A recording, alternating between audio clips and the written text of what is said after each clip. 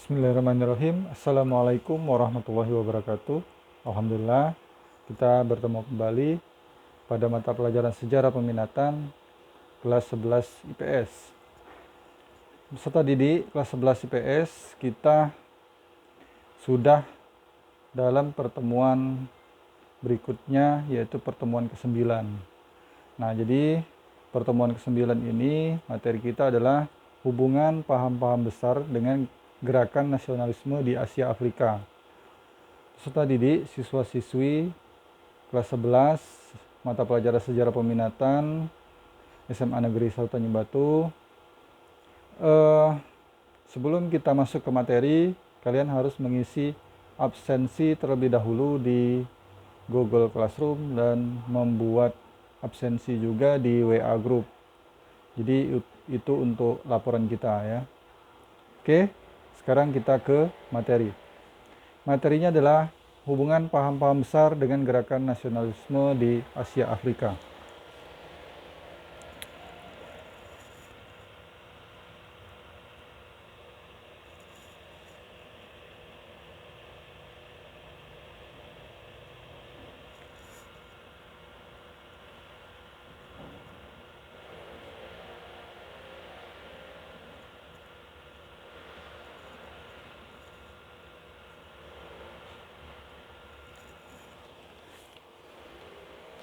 Adapun materi kita adalah yang pertama demokrasi, ada liberalisme, ada sosialisme, nasionalisme, dan pan-islamisme. Nah, itulah paham-paham yang perlu kita pelajari pada materi kali ini.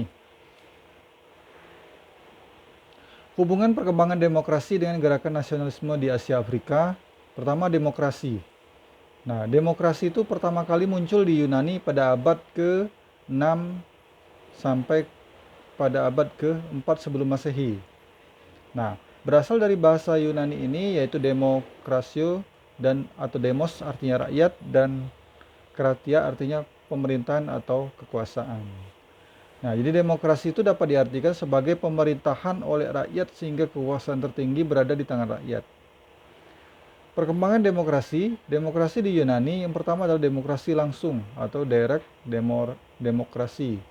Dua tokoh Cleisthenes, Pericles, dan Demosthenes.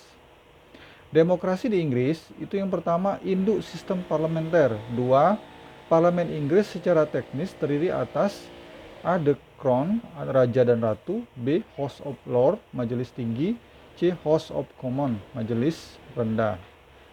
Nah, demokrasi di Perancis ini terjadi setelah Revolusi Perancis pada abad ke-18. Yang kedua, tokoh Baron de la Brede et de Montesquieu. Yang ketiga, adanya konsep trias politika, legislatif, eksekutif, dan yudikatif. Nah, demokrasi di Amerika Serikat ini atas gagasan demokrasi Amerika Serikat tercantum dalam Declaration of Independence. Pengaruh demokrasi terhadap gerakan nasionalisme di Asia Afrika. Pengaruh demokrasi di Asia. India. Demokrasi ditujukan dengan pembentukan All-Indian National Congress atau Muslim Leagues. 2. Jepang. Demokrasi mulai dipraktikkan pada masa kekuasaan Kaisar Meiji. Kekuasaan terbagi menjadi legislatif, eksekutif, dan yudikatif. Yang ketiga, di Indonesia, demokrasi mulai dilaksanakan sejak 1913 melalui perjuangan organisasi Indigenous Parties. Nah, pengaruh demokrasi di Afrika itu yang pertama, demokrasi mulai dipraktikkan sejak politik apartheid di Afrika Selatan dihapuskan. 2. Demokrasi di Afrika Selatan mulai berkembang dengan baik sejak pelaksanaan pemilu tahun 1994 yang dimenangi Partai Kongres Afrika Selatan. Hubungan perkembangan liberalisme dengan gerakan nasionalisme di Asia Afrika. Liberalisme itu berasal dari kata liberal dan isme. Nah, liberal artinya berpandangan bebas dan terbuka. Isme artinya paham atau pemikiran. Nah, jadi dapat diartikan paham yang menghendaki adanya kebebasan, terutama kebebasan individu dalam segala bidang.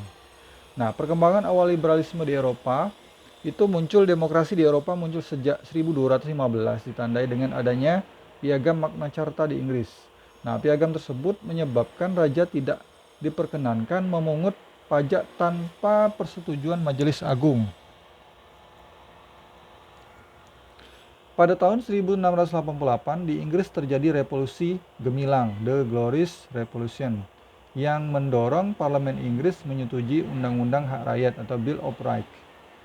Nah, menurut John Locke dalam bukunya berjudul Two Theories of Government 1690, pemerintah memiliki tugas utama menjamin hak-hak dasar rakyat. Nah, apabila tidak dijalankan, rakyat memiliki hak untuk melakukan revolusi. Pada abad ke-18, liberalisme berkembang di Perancis. Paham ini dikobarkan oleh kaum borjuis sebagai aksi menentang kekuasaan raja dan bangsawan.